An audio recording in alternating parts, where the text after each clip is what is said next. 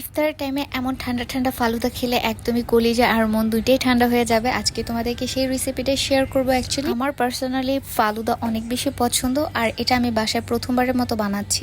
আমি যদিও বাসায় কখনো এর আগে বানাই নাই। প্রথমে আমি এখানে 1 লিটারের মতো গরুর দুধ নিয়েছি, যেটা বাজারে এমনিতেই পাওয়া যায়, তোমরা দেখতেই পাচ্ছ। আলাদা করে আমি কোনো কিছু কিনি নেই, আমি শুধুমাত্র এই ফালুদার মিক্সটা নিয়ে এসেছিলাম বাসাতে, যেটা 120 টাকা ছিল। প্যাকেটের মধ্যে মোট 3টা ছোট ছোট প্যাকেট পাবা, 2টা হচ্ছে জেলি, একটা হচ্ছে লাল আর একটা সবুজ কালার। প্যাকেটের মধ্যে ছিল কিশমিশ, সাবুদানা এন্ড নুডলস, এন্ড এটার মধ্যে কিন্তু চিনিও অ্যাড করা রয়েছে, যার জন্য এক্সট্রা করে চিনি দেওয়া লাগবে না।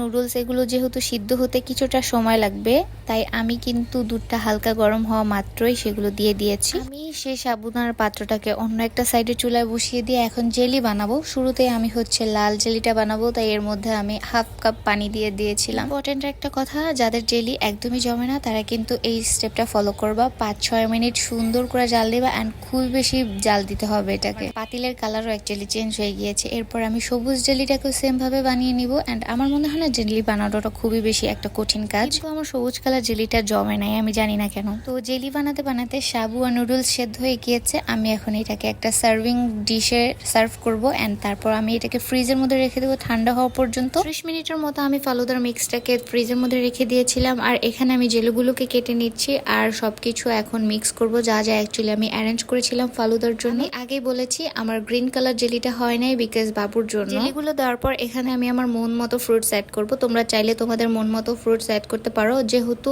আমার একদমই কলা পছন্দ না, তাই আমি সেটাকে স্কিপ করেছি। এর বাদে আমি আপেল, আঙুর আর আনার দিয়েছি। এগুলোকে আমি ছোট ছোট পিস করে কেটে নিয়েছি। দেখো দেখতে কতটা বেশি সুন্দর লাগছে এখনই। আমার বাসায় ভ্যানিলা আইসক্রিম ছিল না, তাই আমি আজকে এটাকে চকলেট আইসক্রিম দিয়েই সার্ভ করব। যেহেতু আমার চকলেট আইসক্রিম অনেক বেশি পছন্দ, বা আমি অনেক বেশি চকলেট লাভার, তাই আমার কোনো সমস্যা নাই অ্যাকচুয়ালি। এখানে সুন্দর করে মিক্স করে নিব। তোমরা তোমাদের পছন্দ মতো যে কোনো ফ্রুটস এখানে অ্যাড করতে পারো। আমি এখানে পোলারের চকলেট আইসক্রিমটা ব্যবহার করছি। একটা আমি পুরোটার সাথে মিক্স করব, আর বাকি একটা আমি যখন খাবো তখন সেটার সাথে সার্ভ করব। এখন আমি এই কাপের মধ্যে ঢেলে নিচ্ছি। দেখতে যতটা বেশি লোভনীয় হয়েছে, ইফতারের পর যখন খেয়েছিলাম তখন আসলে এটা টেস্ট বুঝতে পেরেছি। আর প্রথমবার হিসেবে আমি অনেক ভালো করে বানিয়েছিলাম, বাসার সবাই পছন্দ করেছে। ভিডিওটা কেমন লেগেছে অবশ্যই কমেন্ট করে বলে যাবা। আর আমার এই রিলেটেড ভিডিওগুলো তোমাদের ভালো লেগে থাকলে অবশ্যই আমার ফেসবুক পেজটা ফলো করে দিবা। সবাই ভালো থাকো, সুস্থ থাকো, এন্ড আল্লাহ হাফেজ।